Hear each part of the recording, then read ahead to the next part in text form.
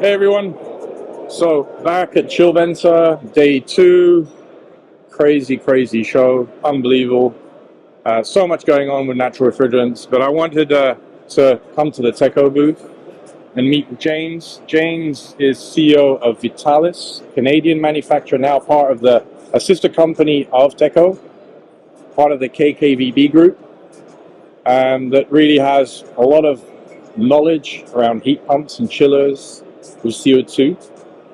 And James is going to tell us a little about this Coolshift brand that you see here in the back and the kind of the vision that Vitalis and the group at large has with CO2. So James, for the audience, right, what is Coolshift? What does it actually mean in terms of the product range and the vision that you have? Coolshift is a little bit of a play on words to shift towards new technology that is environmentally responsible and provides the best COP available. The Coolshift product line is available in Europe through Teko Manufacturing, and available in North America through Vitalis Manufacturing. So both manufactured in Europe and in North America, right? Correct. Yeah. The products that are offered behind available today. Available today. These products are available in multiple configurations. So air source heat pumps, air to water, air to air, water to water, which can be used in, say, a ground source application. So ground source heat pump unit, and configurable in like a standard 4-pipe hydronic system. So that when you're thinking about a building application, comfort, heating, and cooling, there are now CO2 options available on the market to do that, simultaneously heating and cooling. So just to be clear, you can now have this solution for air conditioning in commercial buildings. Correct. Yeah. In a standard hydronic system. This is a big deal. This is a big deal because this is the new frontier, right?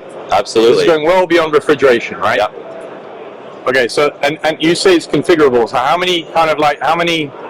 what kind of capacities are we talking about? How small, how big? Yeah, so these units, say, would go up to about 400 kilowatt in a package. And then we kind of jump into what we call an XL series. And that could go up to district energy. So at the ATMO conference in DC, you know, we talked about the UBC project. We're building a 1.5... University of British Columbia? Yeah, University of British Columbia, 1.5 megawatt air source heat pump, expandable to 2.5 megawatt just by a simple compressor change. Wow. So, you know, planning and working in that space where you get both comfort heating and comfort cooling year-round. We're implementing those on an ambient loop district energy system. This is key, right? In terms of performance, this is key. Which is key, yeah. Our annualized COP, we're somewhere between 3.5 and 4, obviously, as you know, the seasons change. When you look at a heating mode in you know, moderate climates, say like 10 degrees ambient, we get COPs as close to 6 at a district energy level.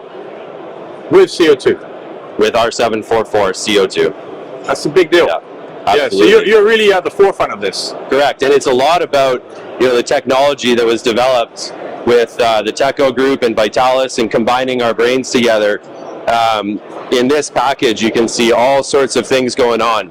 But what we've done is actually simplified the units and added a lot of cool technology like ejector lift technology. Right, so we get higher suction pressures, better performance out of our compressors, and again, packaged it in something that is easy to put into a commercial space. So whether this is for process cooling, process heating, and comfort cooling as well. What about district heating? Yeah, absolutely. District heating. I mean, this could be configurable as a water-to-water system for, say, a sewer waste heat absorption project.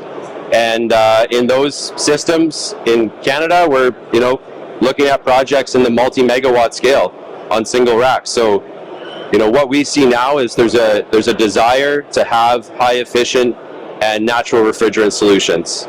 This is great. This is exciting. This really feels like we're at the beginning of a new wave of innovations in this space, and new segments for CO2 to enter. Absolutely. And you're going to be at the forefront of this. We're at the forefront. So now that you're part of a bigger group, obviously you now have the depth and the scale to do this, right? Totally, yes. And you know, we're very fortunate that we've got support from, you know, a company that's got so much experience in refrigeration and applying some of that knowledge towards heat pump technology to really round out the offering of the group.